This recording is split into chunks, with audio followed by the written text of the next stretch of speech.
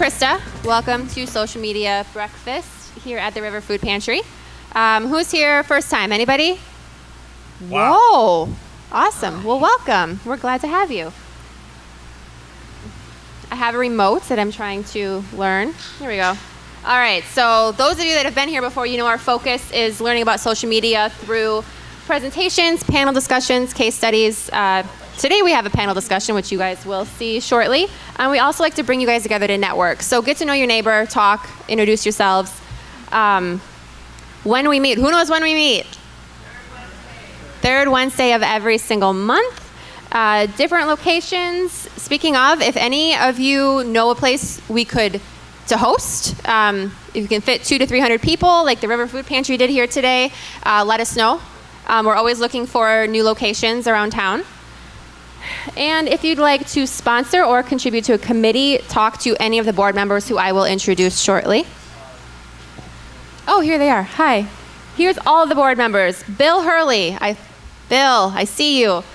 Me, I'm Krista Ledbetter. Emily Olson. Is Emily here? No, Emily?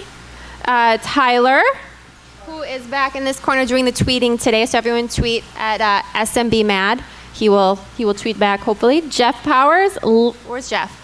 There he is, hiding behind a pole. Lance Rates. There he is. Renee, way in the back. Hi, Renee. She was checking everyone in. Tony is hiding over here. He's our president. Mike Walsh, who is not here, and Bob Weider, who is our wonderful photographer behind the camera. Hi, Bob. Oh, yay. Here is all of the places you can find us. We are everywhere on the internet. SMBMad is our hashtag. SMBMad is our URL for everywhere on earth. Go to the internet, look for us there, and engage with us. Next month, we have, anyone heard of Andrew Foxwell? Yeah, oh, look at that. We've got Andrew Foxwell next month at the Orpheum, December 17th. That is our upcoming event. Yeah. If you guys have any ideas for speakers, tweet us, let us know. Are you a speaker? Do you want to be a speaker? Tell us why you should be one. Oh. All right, and here's some new news. We are seeking volunteers, our board is. Social media, if you want to help and create a social media plan, contact Mike. We are looking for someone to help with our newsletter. You can contact Bill, who's back there. And venue audio visual help, to help Jeff here set up locations with all of the necessary audio visual needs. And an assistant to the president, Mr. Tony here, is looking for someone to help him do all of the things all of the time. If that's you, let him know. And also help with registration. And you can talk to Renee for that wherever she ran away to. Find her. All right, so our lovely sponsors. We always have great sponsors that keep us going. River Food Pantry here today provided the location and the delicious food over there. What? Oh, and they have a giveaway. Oh, that's exciting. Madison College, American Family Insurance, Charter Business, who we see as our sponsors regularly, Subtle Strauss, Robert M. Weider Photography, that's our Bob, wherever he went behind that camera. Minuteman Press is a new sponsor this month. They have provided our name tags, so your beautiful name tags were created by them, so thank them very much. Axley Law Firm, WPS, Broyles and Company, Geekazine, that's Jeff there behind the audiovisual equipment. Clayson's Bakery gave us our food last month, Melissa Carlson Creative, Talent CPA, and I can't read that. Hey, Tony, what's the bottom right again? The logo. They gave us this clicker here. So this amazing clicker, so we don't have to have someone manning the laptop. They gave us this remote, so thank them very much. And we want to let's see. We've got Pat. We're going to let Madison College AmFam, Pat here with River Food Pantry, Charter, and Minuteman Press come on up and say a few things. If you want to go ahead and start, Pat Gallagher here. I don't know if you are familiar, but he is with the Food Pantry. Good morning and welcome to the River Food Pantry. I'm so happy that everyone could come out this morning. Thank you to all who brought food donations. It was asked earlier if we also take financial donations. Yeah, we love money. And then the reason we love money is because we can make that go a lot further than you can. It's about 10 times what you can buy with $1 we can, simply because of connections we have with like Second Harvest and different distributors that get us really good rates on food. So $10 buys $100 worth of food. So that would be great to make a financial donation. We are the busiest food pantry in Dane County. We serve over 600 families every week. We distribute more than 35,000 pounds of food every week. We do allow people to shop every week, so that makes us a little bit unique. A lot of food pantries, it's a once a month thing. We also allow people to shop here.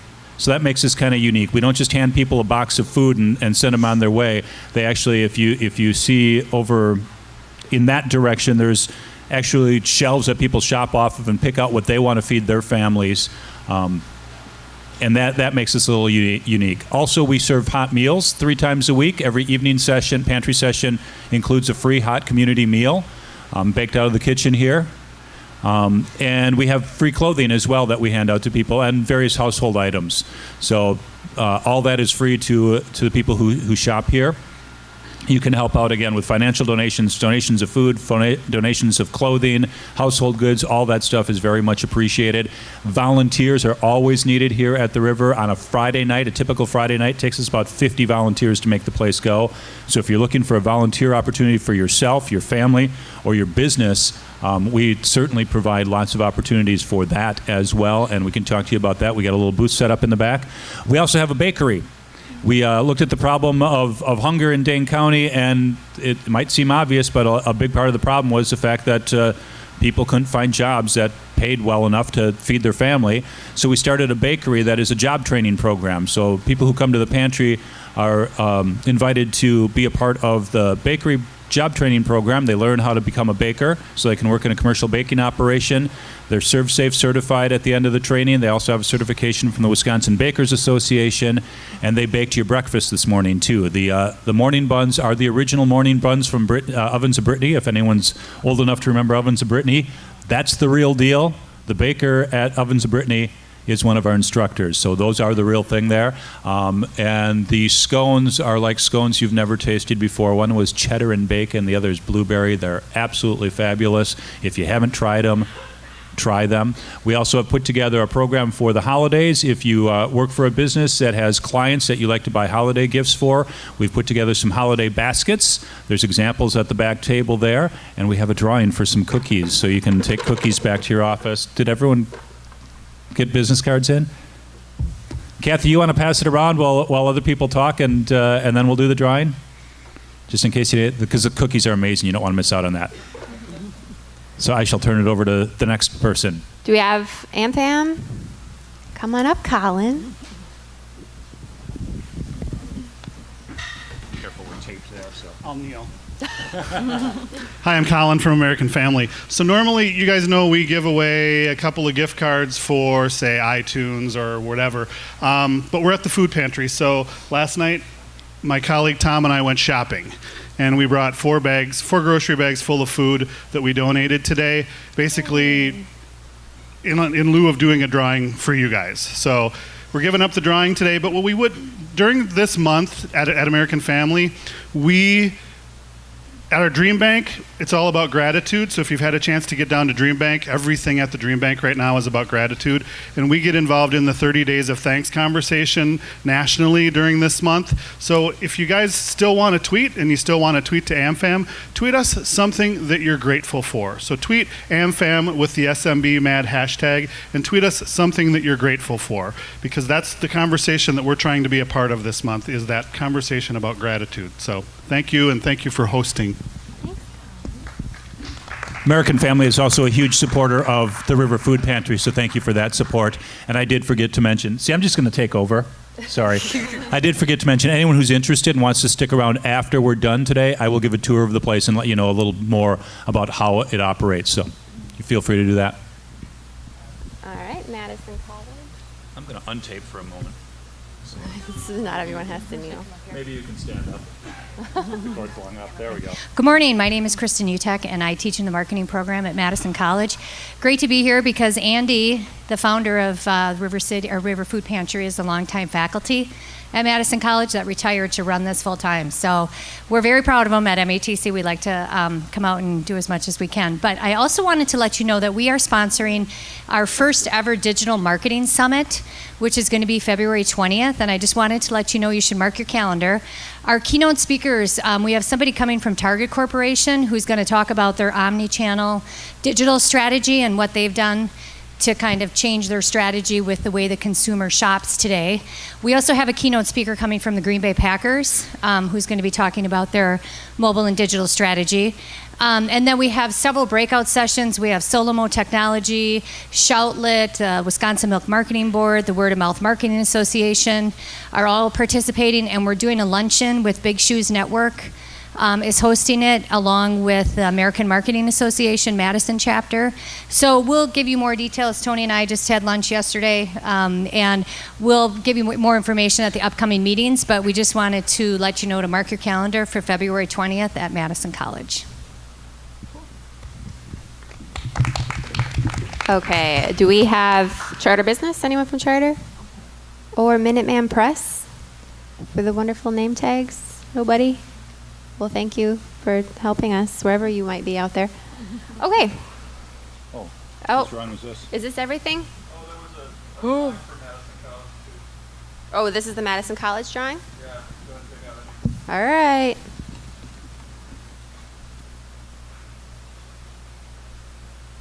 Kristen Johnson.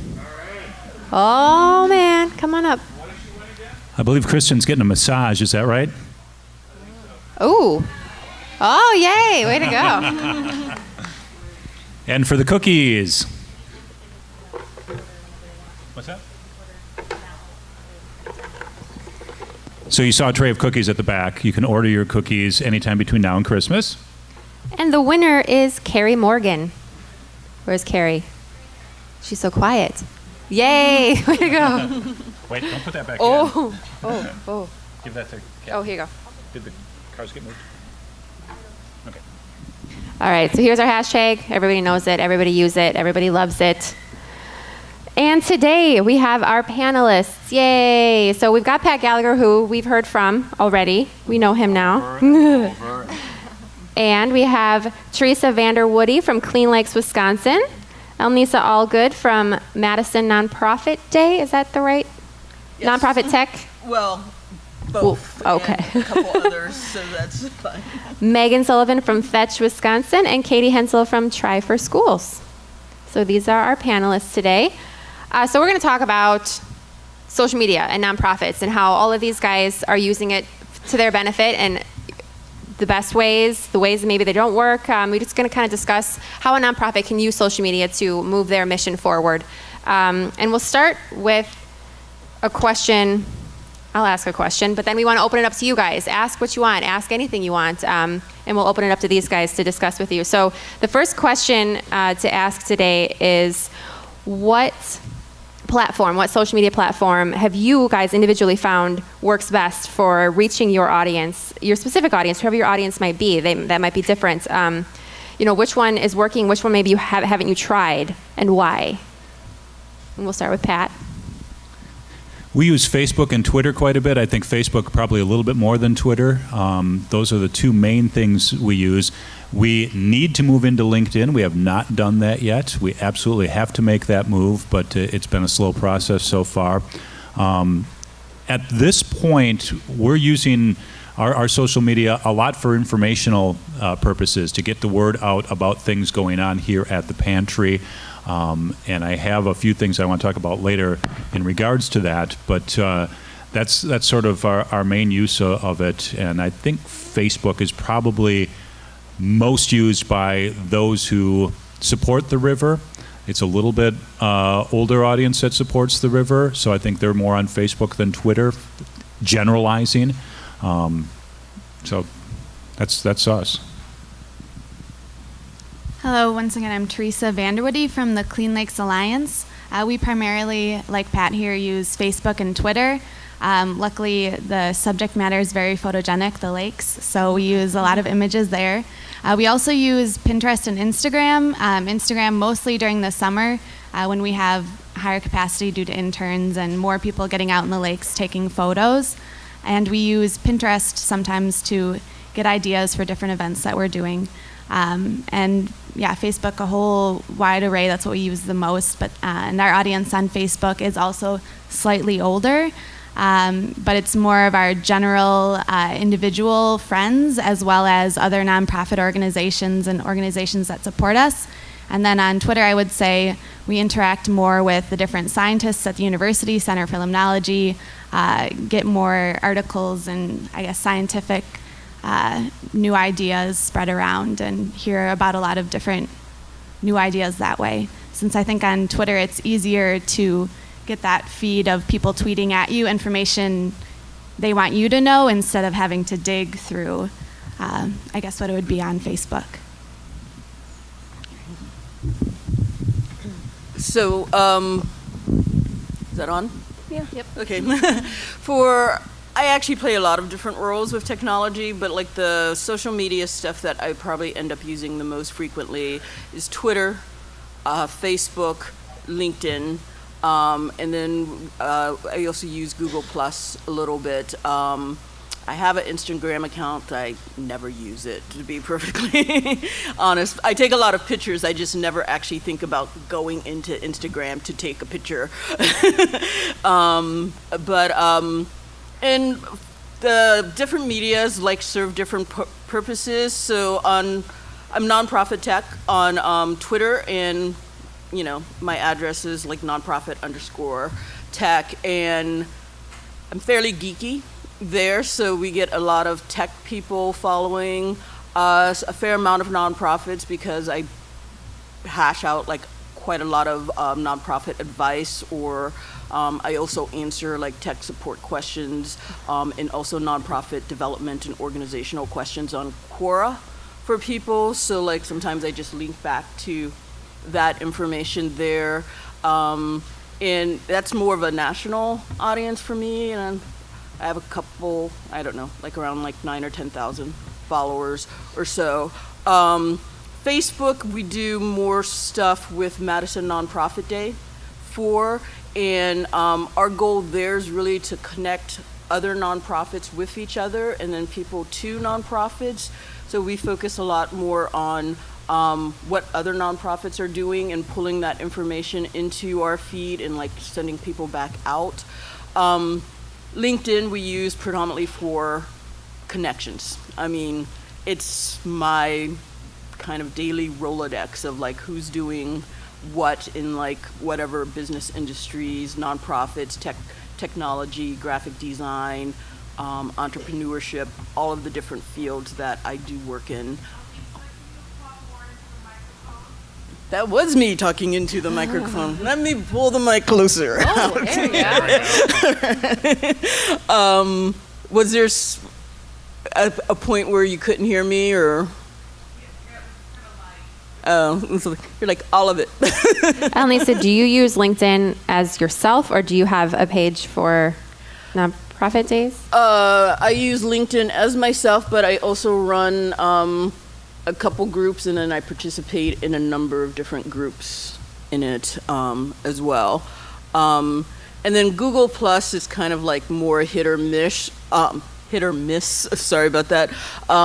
We do some Google Hangouts. So we use Google Hangouts to do one of the other organizations that I run, Mad Tech, which is we offer technology education to like local nonprofits off and on during like the year, and so we use that as a promotional tool, but we also use it as a way to distribute educational information to people. And that just works better with Google Plus than it does like with some of the other social media outlets for that. We also do use YouTube a fair amount, but not as much as we could, so we don't really take full advantage to it, so I'm not going to put that up under the list of things. So So I'm Megan. I'm with Fetch Wisconsin Rescue. It's a dog rescue, so just on background. The vast majority of our activity is on Facebook, obviously because the content is so visual and because it's a lot of storytelling. We find that Facebook is really helpful because we can provide lengthy stories, which surprisingly our followers really like. We're actually just starting to get into Instagram, which I know is going to be big for us given the visual nature. But we're actually only a year and a half old, so we've been busy growing the organization as well as our social media platforms. So still getting running. We haven't really used Twitter that much. I anticipate we maybe will in the future, but just because of the length of the stories that we have and the fact that we like to have photos with everything, it hasn't been top priority. We also have an organization page on LinkedIn, but again, it hasn't been a focus. And we have not touched Google Plus at all, just hasn't been a priority. And I'm Katie with Try for Schools. We do kids triathlons and mud runs and after-school programs that benefit school health and fitness resources and initiatives here in Dane County.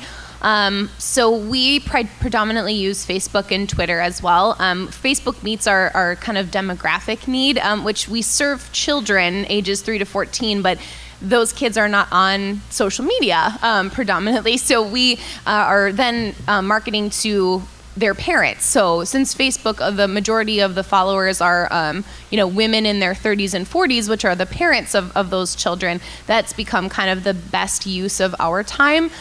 We do use Twitter daily, and that's more for connections, sharing content, and we find that a lot of our followers there are, local media outlets and reporters and things, as well as other nonprofit organizations. So that's kind of more of a networking type of media for us. We have YouTube and Instagram as well as a LinkedIn page, and we're starting to try to do a lot more video content. So we're trying to, over the next year, amp up our YouTube channel with more videos and just being able to tell the story of volunteers and donors and participants that have been affected by our mission. All right, thanks guys. Now that we've got a little bit of a background and history of them, does anyone have any questions right off the bat? For those that couldn't quite hear, she's just asking if these guys have any strategies that they're using that are successful in growing their likes and their followers. We've had a lot of success with paid promotion of our page. We just click the little button that says promote this page. I have a monthly budget of $40, and usually on a monthly basis it gets me 500 to 700 new followers. So it's not any incentive-based advertising, it's just getting our page out in front of new people. And then we'll also boost specific posts on occasion that are really important. For instance, if we have a dog that needs a new foster, that's a challenge, we'll boost that post, and that's been hugely successful for us. So I don't know how anybody does it without paid promotion. We do a lot of similar stuff. So our strategy, and I will talk about it from 2 points of view. From Madison Nonprofit Day, where our strategy is really different than, I also work with various nonprofits here in Madison and across the country that we help them increase their number of followers and kind of help them with their content as well. My thought is, I agree with her, you shouldn't be trying to do it with no money whatsoever, but you can actually start off with as little as $250 a year, and that's a very specific amount, but it's the amount that we actually tell a lot of nonprofits that we work with to kind of budget. If you can't do anything else, come up with that a month, because it allows you to do either 10 kind of $25 promotions throughout the year, or you can kind of intermix that with doing some post promotions, so like a $5 post promotion, 5 to 10 times throughout the year, and then like the rest of the budget in actual like page promotion or general ads or things like that. We also mix that in with a content strategy. I frequently tell the nonprofits that we work with that your message that you want to get out, like the event you want to promote or your mission or things like that, it should be kind of like a 1 to 4 conversation in that area. You should be like providing people at least 3 to 4 other things for every one event post message that you're doing, every one request message. If your feed is just request, event, it becomes boring very easily.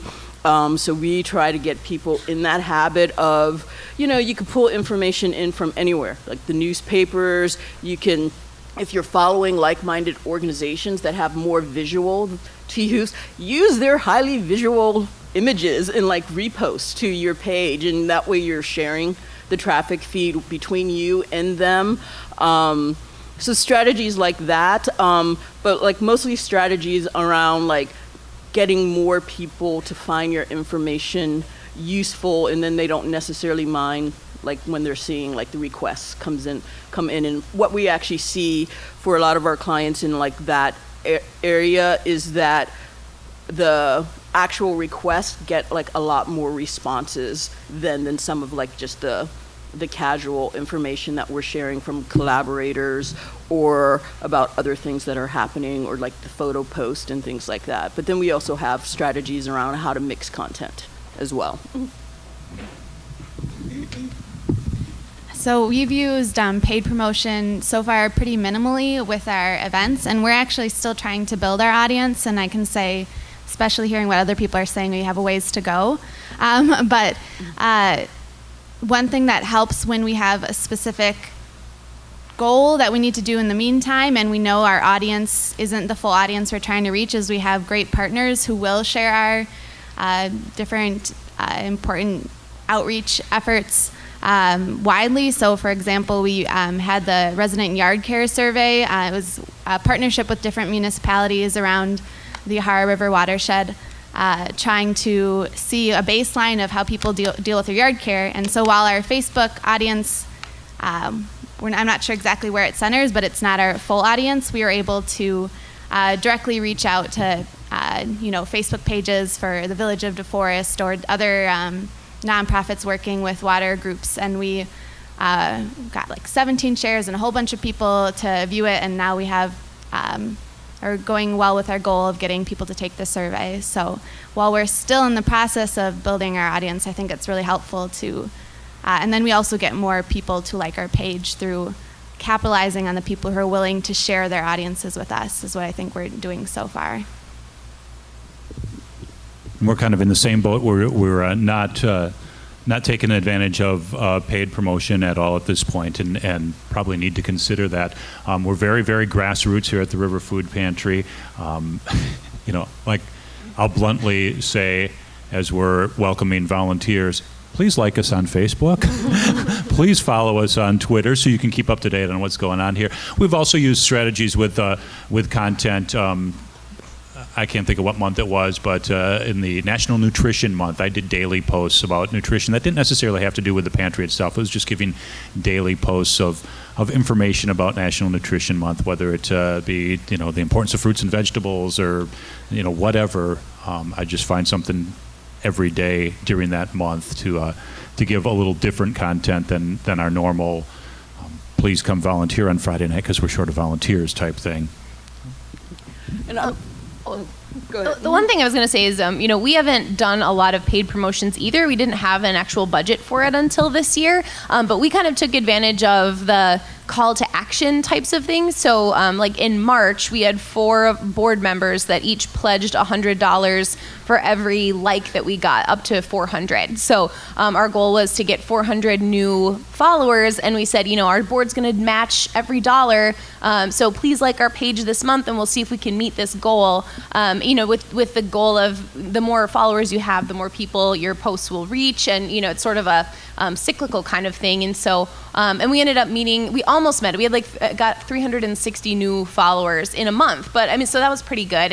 And we've done things like photo contests and giveaways, and like our page for a chance to win free entries for your family into our mud run and that kind of stuff. So trying to see what you can offer if you can't offer money or do paid promotions, or kind of some other creative ways around that. And I was going to just follow up with 2 additional points. Be generous, like especially on Facebook, but even like on other social medias. Generosity is really, I think, a key to getting more followers. And when I say that, it's about giving the people who you want to follow a reason to follow you. So think about who your audience is, or who you want your audience to be, and think about what type of information they want to be a daily part of their lives, and start providing some of that information, and then intermix your message in between your giving for that. And the other tidbit of information I'm going to say is, don't forget your email list. Facebook actually now makes it fairly easy so that if you have if you have a mailing list, that you can like use targeted promotions to like target people who are on your mailing list that are not following you on Facebook. You can kind of find out, like who's on your email list that's not following you on Facebook, and you can kind of go out of your way to kind of do like some cross promotions with that. I mean, your email list, I think, is still one of your best friends in terms of social media strategy. There's like a ton of things that it can be used for, so don't overlook it. Gray sweater. And she's asking how much time they spend in a typical day on social media and a good time of day to post for those who couldn't hear. Excuse me. I usually spend about a half an hour to an hour a day. On the days where it's more like an hour, that's me scheduling posts in advance. That's definitely your friend, is if you know you've got some content that isn't time specific, or even if it's in the future and it's going to come up, schedule that. But I would also encourage you to check out Facebook's analytics. I can't remember exactly where it is, but it will tell you when your followers are online, and that can help you target exactly when you should be posting. So every group of followers is going to be different. So I could tell you that I usually post stuff around 8 a.m., around noon, and around 5 p.m. when people are kind of starting their day, at lunch, at work, at the end of the day. That's probably pretty common. But your followers might be different, and check out those analytics.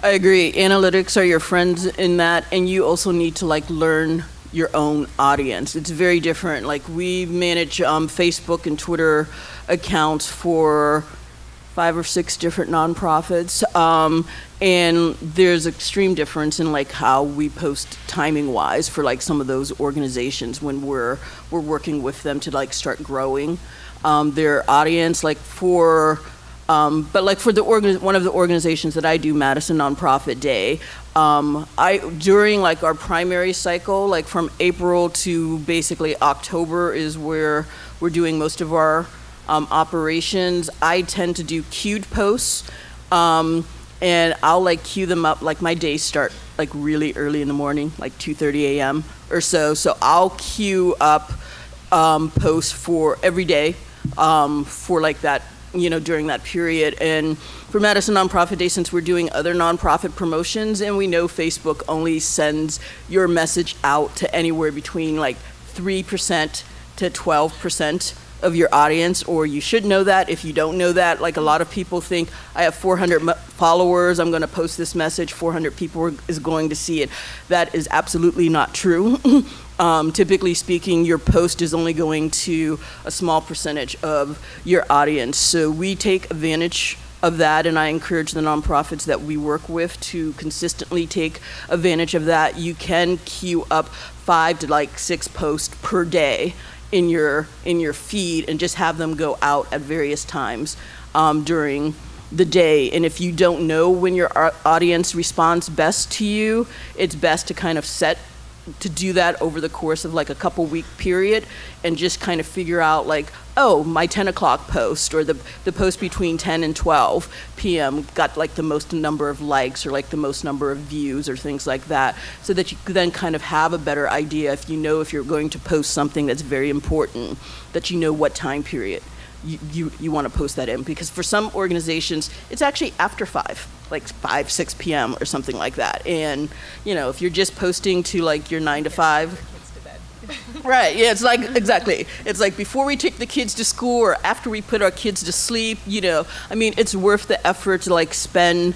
like just do a couple weeks of queued posts and see when people start responding to those posts. I'm going to jump in about Giving Tuesday. I know Katie, they've got a kind of campaign about to kick off for that, and they had a really successful year last year, so I'll let her start. Sure. Thanks, Krista. We tried Giving Tuesday last year for the first time to help raise the amount of money that we still needed to cover our scholarship fund for the year. Pause. Does everyone know what Giving Tuesday is?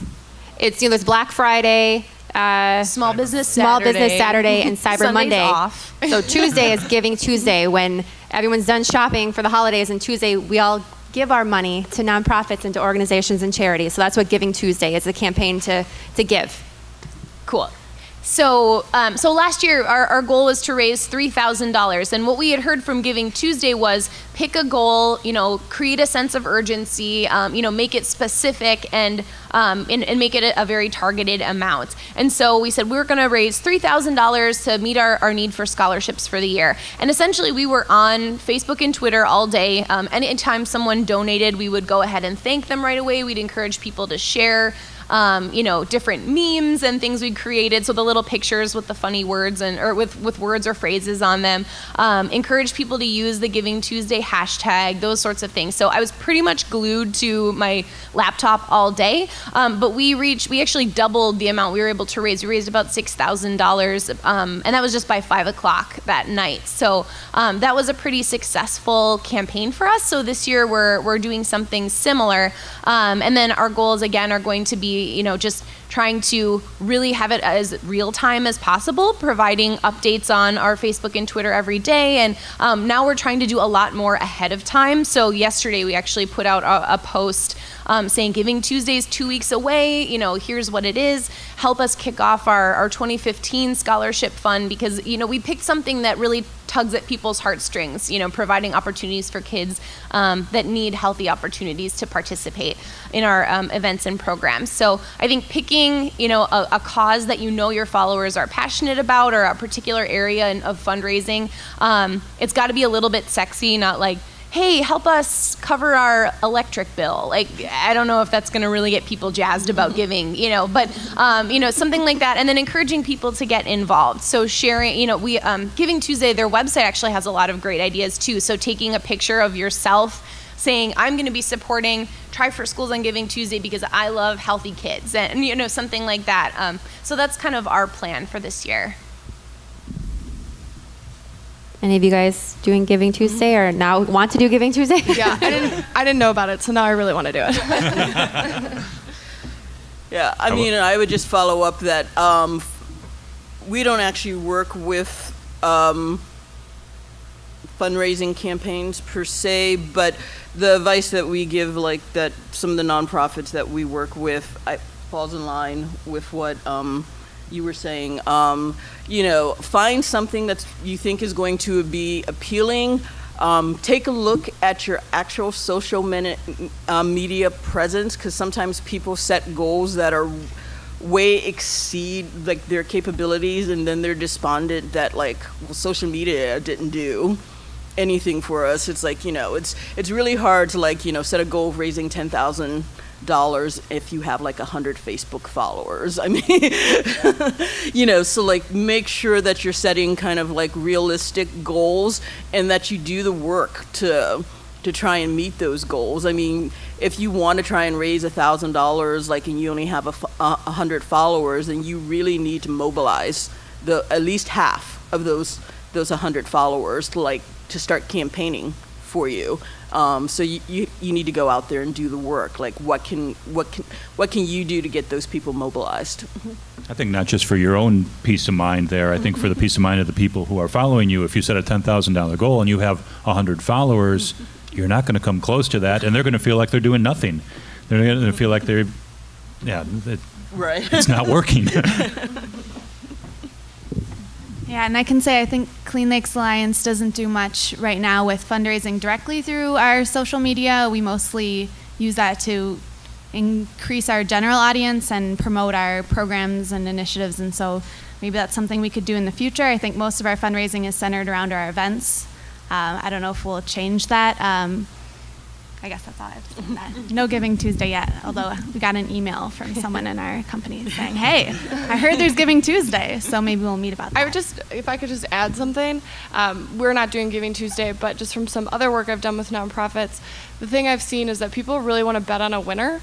So what I've encouraged a lot of other nonprofits to do is, if you're going to start a fundraising campaign, if you can kind of lay the groundwork before you go public with it, maybe see if some board members can contribute, some of your regular major donors can contribute, so that when you kick off and you say, we're trying to raise $3,000 and we're already $1,000 and people feel like this is a cause that's going to make it, rather than saying we're starting at zero. If somebody says I donated $100 and you end with 100, they're worried. So people want to bet on a winner.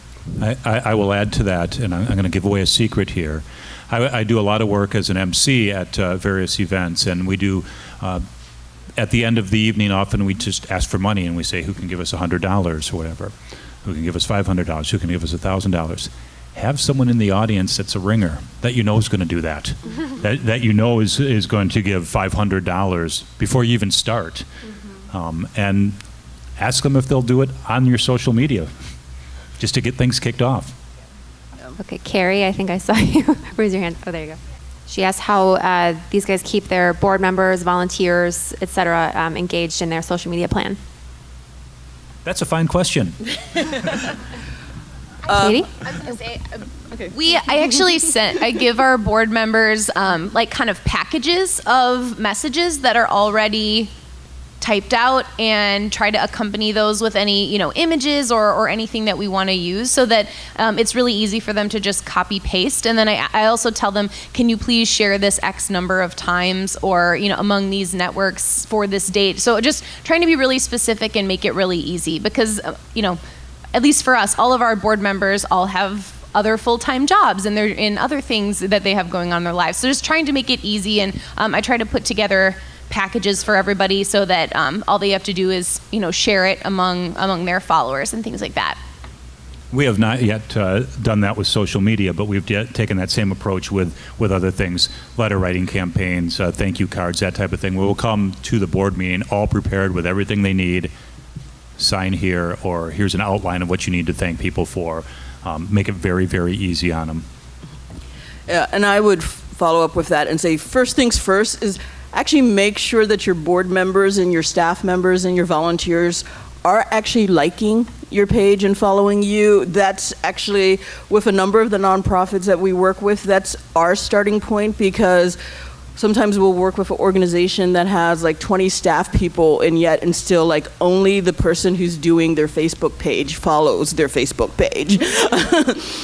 So that should be one of your goals just in your organization across the board. Is you should let your staff know that you have a Facebook page and that you would like them to follow it. Obviously, you can't make them follow it per se, but it does then provide them a little bit more opportunity to see what your message is, and then you can call on them to like upvote something that you feel that's very important for the organization. Give them some notice if you have the time to do so. Like if you know that you're doing a campaign to increase giving, or a campaign to get like more people at an event or something like that, send out a staff-wide email beforehand saying that, on Tuesday this announcement's going to go up. We don't want everybody to go like it on Tuesday, but if like people can start liking it steadily over the week, because every time somebody likes it, it kind of goes back up into people's feeds, and it spreads across their friends and followers' feeds as well. So it's actually nice to actually do that on a little bit more of a delayed cycle, so not have all like 20 of your staff or 10 of your staff like, oh, like it posts, let's just like it right now, but to actually have them kind of wait throughout the week and have like different people from your staff liking the post at different periods of time. But you need to like make sure that they're liking your page in the first place, and like a lot of people like don't even start at that point. They just assume, well, of course our staff is following our page. And it's like, yeah, no, nobody really wants to follow their work page, to be perfectly honest. It's like, I worked there all day. It was like, so, like encourage them to do that. And then the other thing is to give your staff and sometimes your volunteers and potentially a board member, though we've never really worked with an organization that had board members in this role, give them actual roles like on your social media pages. Specifically in Facebook, we one of the first things we kind of try to disabuse like the nonprofits we work with is that you should just have one social media manager on like your Facebook page. Like we tell them like you should have at least 4 or 5 and at least a couple people who are at full admin, just in case like something happens like to the first one They get hit by a bus, they get fired, and like they control your Facebook page. We've had to deal with that with so many nonprofits across the line, and let me tell you, that is not really something that you want to have to deal with, because I can tell you up front, Facebook does not care. I mean, they have processes in place that will like get you there, but like you may be without your Facebook page for like anywhere between a month to 6 months before you get your page back from somebody who like is the admin of your page that you fired. So it's, it's like some of these things are just things that you actually kind of like your organization needs to think about, but a lot of times like the person who's doing the hiring and firing is not the person who's doing social media. And so there's frequently a disconnect in those type of things. But one of the things, like we worked with Madison Schools and Community Recreations here a few years back to help them grow their Facebook page. And they basically had 2 social media people, and those were the only 2 people who could manage their page and do anything on it. And and like one of our original strategies were like, well, what about like the people who are teaching some of the popular classes? They should be able to like go and post photos from like those classes and things like that. Giving people roles that don't actually put them at administrator level, but like Facebook has like 5 or 6 different levels of how you can post content or to the site, and like that still kind of elevates people from just being a follower to your site. But then for some of the stuff, it's just also like if you're choosing content that kind of highlights people, we encourage some of the organizations, if you work with a lot of volunteers, highlight your volunteers every once in a while. Your volunteers love it, and like sometimes your volunteers have more followers than you do, to be perfectly honest. And if they do, like, and you're like highlighting them, they're going to share it with their like friends and families and like their followers and things like that as well. So just get more people actively involved when you have the time to do so. I have 3 things I would say. One is I try and make sure that I kind of throw a bone to most of my board members, and that I post things that they care about that helps get them involved. So when our foster coordinator says, I really, really need more fosters, as much as possible, I will help push for that or advocate for that. Second, I would say definitely make sure that they know what success social media is providing to the organization. Sometimes I think we can take it for granted what it's doing for the organization, and being able to share, X number of people saw this post, we got so many likes, we were able to raise X number of dollars. Definitely do that. And then I'm losing my third one. I'll come back to you on that. All right, we've got about 10 minutes, so I'm going to maybe do one more question, and then we have a giveaway as well. So who's got a question? Go ahead. I didn't want to admit that we linked them together, so I didn't until we do link them together. We also do separate posts too, but everything I post to Facebook goes to Twitter, and then Kathy in the back of the room somewhere does a lot of our Twitter stuff as well. We do it a little bit more based off of like. I do it more based off the projects that I'm with. Like, so with like Madison Nonprofit Day, our Facebook posts go to Twitter, but like not the other way. For like other organizations and events that I'm involved in, like sometimes there's no double posting whatsoever. So people have to make an individual decision. Is this actually appropriate for Twitter, or is it appropriate for Facebook, or is it appropriate for both? And then like LinkedIn, we use a totally different methodology than any of the other social media sites. So we almost never like try to tie that into what we're doing elsewhere.